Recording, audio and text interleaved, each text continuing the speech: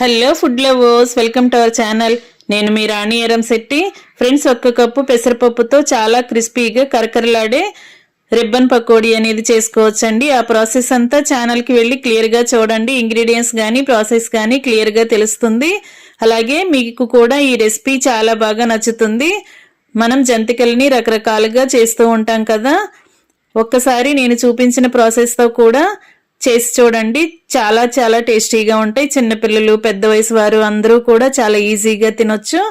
ఒక్కసారి టేస్ట్ చేశారంటే మళ్ళీ మళ్ళీ కూడా ప్రతి పండక్కి ఇలాగే చేసుకోవాలి అనుకుంటారు, అంత నచ్చుతాయి.